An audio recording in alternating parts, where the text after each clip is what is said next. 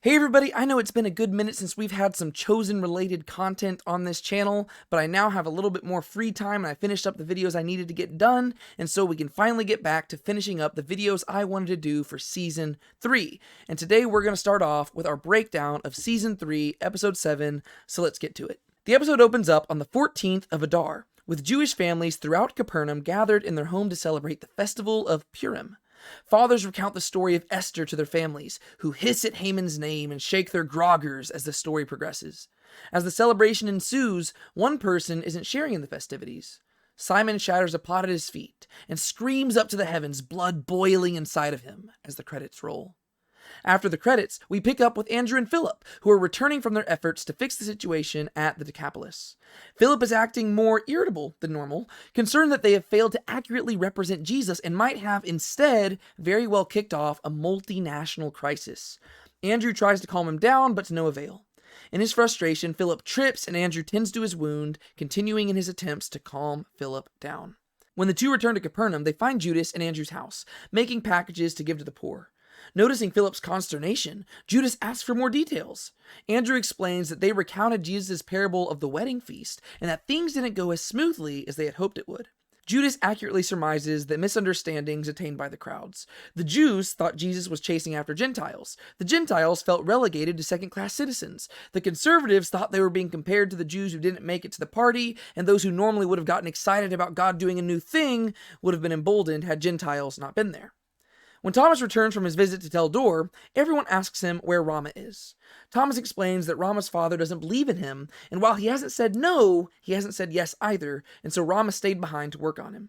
Andrew and Philip arrive and mention that they need Jesus to intervene for them in the Decapolis, but Big James argues that Jesus' ministry is primarily focused on the Jews, of which there are plenty of pilgrims already gathered in Capernaum that he needs to focus on.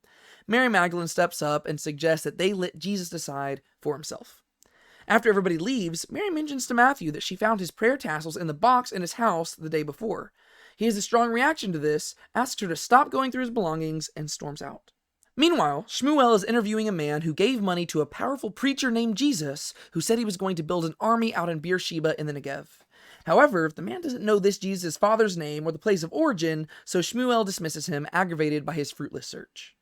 Out in the temple courts, a Pharisee criticizes a man's sacrificial lamb when he is approached by Atticus.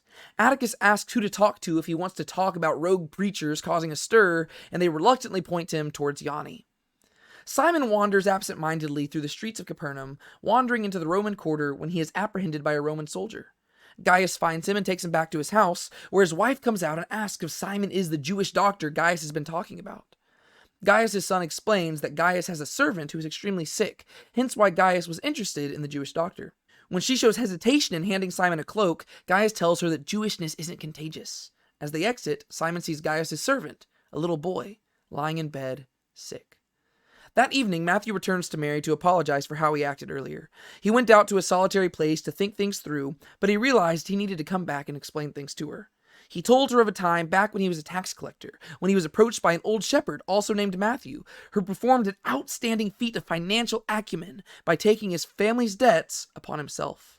The man gave Matthew a seemingly random history lesson about the tribe of Benjamin and Benjamin the son of Rachel, and despite tax collector Matthew's concern, the man explains that he would gladly sacrifice himself for the sake of his family.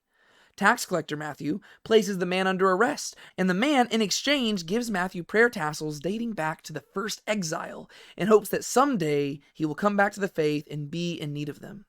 Ever since then, Matthew has held on to the tassels out of respect for the man's genius and as a reminder of his own sins against their people.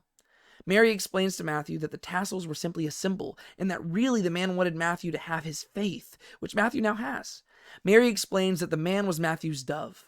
The day she met Jesus, she was planning on taking her own life, but a dove caught her eye and led her to the place where she met Jesus. Mary tells Matthew that it's time for him to add a new accessory to his clothing, and he agrees. After apparently strolling around for a few hours, since it's nighttime now, Gaius and Simon finally make it to the edge of the Roman quarter. Simon asks about the sick boy, and Gaius admits that the boy isn't just his servant, it's actually his son by another woman. He didn't feel guilt about it at the time, but now he regrets it, and now that the boy is sick, neither he nor his wife can pretend he isn't his son. Simon, reflecting on his own issues with Eden, begins to give Gaius some relationship advice. As they depart, Simon wishes shalom, shalom, perfect peace and complete wholeness to Gaius. Before meeting with Jesus and the other apostles, Thaddeus helps Matthew attach his tassels. Matthew is uncomfortable with people touching him or looking at him in his undergarments, so Thaddeus turns around and explains to him the significance of the tassels as he changes. Matthew catches on quickly. Inside, Andrew and Philip explain their predicament to Jesus. Philip explains the escalating problem, which has ultimately led to violence in the entire region. John asks for clarification on the parable, but Jesus simply says, "He who has ears to hear, let him hear." He tells them to pack up their stuff. They leave in the morning. He tells Philip and Andrew that it's okay to mess up sometimes. You just got to pick yourself up and keep moving forward. Before the night's up, Jesus pulls aside John for a word. He explains that the Decapolis will be perilous and that he wants John to stay behind. John tries to argue, but Jesus says his problem isn't lack of resources, but hardened hearts. He asks John to wait for Simon, explaining that the success of the trip depends on Simon. John tries to argue and suggests it might be better if Simon just stays behind, but Jesus explains that that's not the approach he takes to people in pain. John suggests Matthew go instead, but Jesus says it has to be him. No more questions. The next day, Jesus and his boys make the journey to the Decapolis. Simon shows up to the women a little bit late, who tell him that the men have already made their way to the Decapolis. Zebedee begins to rebuke him, but John intercedes before blowing up on Simon, bitterly remarking that he wanted to leave Simon behind, but Jesus wouldn't let him. Simon asks what he did to make John so mad, but John, echoing Eden's words to Simon, explains that it isn't what Simon did, it's what he didn't do. Simon tells John pretty matter-of-factly that he could have just said no to Jesus, but that's unspeakable to John.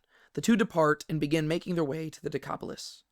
As Jesus and the 10 approach, Leander rushes in and greets Andrew and Philip before falling to his knees at meeting Jesus. A young man named Telemachus approaches Jesus and introduces him to his mute and deaf father. Leander tries to apologize on behalf of Telemachus, but Jesus approaches the little boy's father, lifts his head, and says, "Ephphatha, be opened." Telemachus' father's ears are opened and his mouth unstopped, and with joy he gets to hear the sound of birds, the sound of his son's voice, the sound of his own voice, for the very first time. A healer named Nashon rides up on a horse and begins to rebuke Jesus for interacting with Leander, who spreads Greek philosophy. Nashon asks Telemachus' father who healed him, saying that his muteness probably came from a sin committed by him or his parents. Jesus says it doesn't work that way. As this whole discussion is going down, Andrew and Philip ascend the hill, where they find dozens, if not hundreds of tents lining the fields. A huge congregation is gathering. Back with Jesus, an Anchorman-like scene is developing as people gather from all corners to share their opinions. Syrophoenicians arrive and accuse Jesus of heresy, asking for a sign, or at the very least food or supplies for those displaced from their homes. Nabateans show up and mock the Messiah for the size of his army and the response of his disciples. Nathanael asks if they should get the high ground, and Judas agrees that this sounds wise. And of course Judas would want the high ground, since the actor who plays him is a huge Star Wars fan. Jesus tells them to calm down and settle in. They're going to be there for a while. As they march to the Decapolis, Simon asks why Jesus couldn't just perform his miracle from Capernaum instead of dragging them into Gentile territory, since they know that Jesus is capable of performing miracles from a distance. It's at this point that John just unleashes on Simon, rebuking him for his ingratitude and marching away. When he sees Simon isn't following, John apologizes, but Simon just shuts down, and this freaks John out. Simon says that he trusted that Eden would be okay while they were gone, but tells John about her miscarriage. The doctor said that she almost died and might never be able to have a child again. He says he is furious. He has no doubt that Jesus is who he claims to be, but he can't comprehend how Jesus would allow such things to happen to Eden or to himself.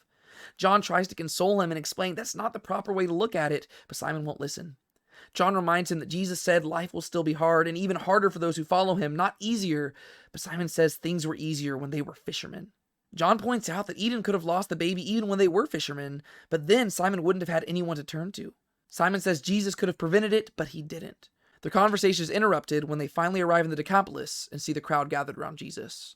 John restates Jesus' words that the whole mission depends on Simon, and they rush to see what the commotion is all about as the scene cuts to black.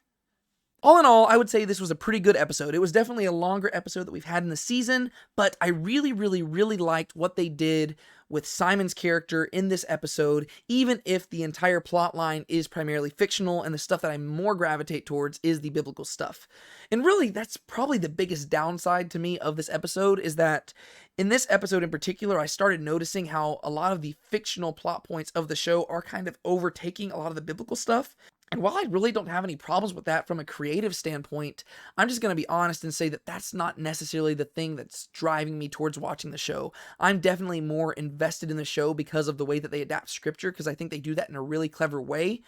And the fact that they're moving more towards focusing on the fictional plot lines is a little bit of a negative for me. At the same time, though, I realize that that is their creative choice, and I do respect that. I just don't know if that's necessarily my driving factor for watching the show, and I do like what they're doing to help establish things going forward. And of the various different fictional plot lines that they have introduced, I think, like I said, that the Simon one is really the most intriguing to me just because of where they're going with it. And there's been some really good conversations that they've been able to address and different things they've been able to wrestle through, both in this episode and in the next episode to come. I really like where they took that, and I like what they did with it, whereas a lot of the other fictional plot lines, they just weren't working for me, and they haven't been working for me as much.